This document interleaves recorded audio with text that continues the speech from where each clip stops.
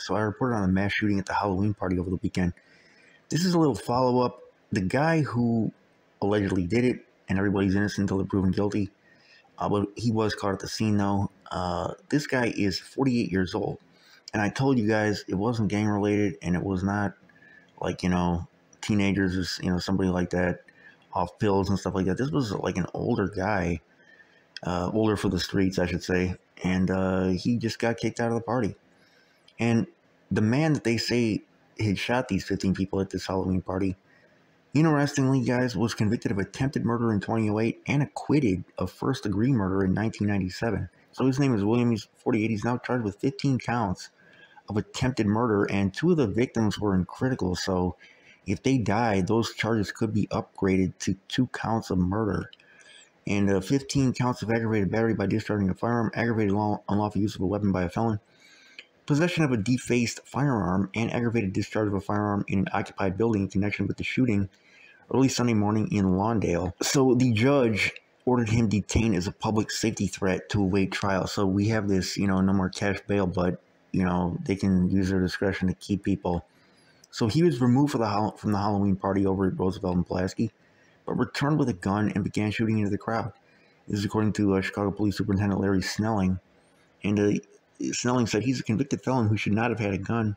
And by the way, just as a side note, I really like this new police commander, this guy Snelling. He's Inglewood born and raised. He's tough, though, man. He's not, one of these guys who's just letting the criminals do whatever they want. Like, he's tough. And, I think that he's got the credibility being from Chicago, being from Inglewood, which is one of the hot spots of violence in the city. Kind of have the mandate to do what he needs to do here, because not everybody has that. Politically, it's kind of a tricky thing to be the police commander in Chicago, because if you come down too hard, and you're from outside the city or stuff like that, a lot of fingers start getting pointed. This guy, I like how he's doing things in that particular position. He's a convicted felon, they said, who shouldn't have had a gun, and he told that to the media, adding that the city issued a summary closure, shutting down the business that hosted the unlicensed party. I told you guys I didn't think that was a good idea, because it just puts more people out of a job and into the streets potentially. They got him right at the scene. And the Cook County State's Attorney Kim Fox echoed that sentiment, praising community members. And so the Cook County court records show that this guy was found not guilty of murder in 1997, sentenced to 13 years for attempted murder in 2008. Convicted of being a felon in possession of a firearm and narcotics in 2000, and convicted of aggravated battery and theft from a person in 2003. So some people are just career, violent, bro. I mean, they just are. The attempted murder conviction involved allegations that he shot a victim during a robbery, kidnapping, and carjacking in a parking lot in Inglewood. So I don't know if he's from out south or out west originally. That was back in Inglewood. This was on the west side. They're saying that he shouldn't have had the gun. I told you guys about them gun laws, man. It needs to be way more than just that. It's not enough. It's not enough, man. Didn't work with drugs. Didn't work with liquor. It's not working with guns. He already was banned from getting a gun. He still got one. So in the 2003 matter, he was accused of battering and robbing a victim at gunpoint in the 1200 block of West Argyle in Uptown, which is all the way on the north side. So this guy was everywhere. He was out south, doing his thing in Inglewood. He was all the way up north at the North Pole doing his thing up there. And then he went out west and he did a mass shooting out there. So during Tuesday's press conference, CPD Chief of Detectives, her name is Antoinette Rossetti, she said that investigators recovered a .357 caliber handgun that they believe was used in the shooting. And she said it's still under investigation as to how a convicted felon came in possession of that handgun. And guys, it's like buying candy at the candy store. It ain't no trouble whatsoever. You go outside the crib, you check with the guys on the block. Hey, I'm looking into buying, a piece. Like the same day you're gonna have one. It's simple as that.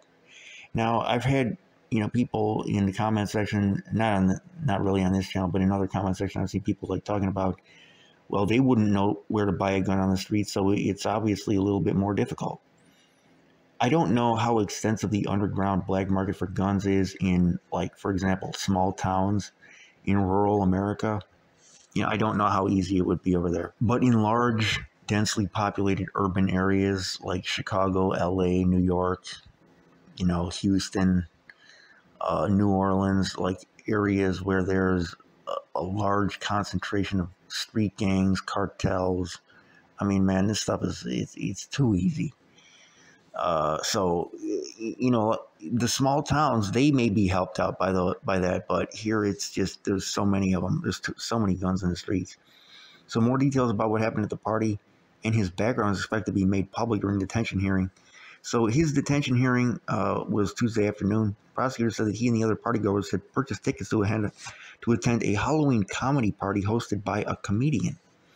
Security guards hired for the event asked him to leave because he became intoxicated and he bumped into several people, causing them to spill their drinks, according to a proffer provided by the Cook County State's Attorney's Office. So he returned a few minutes later and got into a fight with an unknown person after security refused to let him back into the party. He left again, and the venue manager announced to the crowd that the party was over. Minutes later, as the crowd was leaving, he returned once again. This time, he had a gun. He fired indiscriminately into the venue, and leaving 15 wounded. After the shooting stopped, he ran outside and froze. So the police came, and he was like right there, and he was standing across the street with a gun in his hand, so it was not difficult to arrest him at all. The cops took him into custody, recovered the .357 semi-automatic handgun, and a prosecutor said the police found 17 shell casings at the scene, 10 .357 and 7 9mm. Preliminary ballistics testing determined that the .357 casings came from the gun that he was holding. Officials don't know who fired the 9mm rounds. Interesting. The state's proffer detailed each of the 15 victims' injuries. The comedian who hosted the party was shot in the elbow. A man who used a wheelchair was unable to get to the ground when the gunfire began. He was shot in the back, and the bullet traveled into his shoulder and skull, and he may need surgery. A woman who fell while trying to get away from the gunfire was shot multiple times.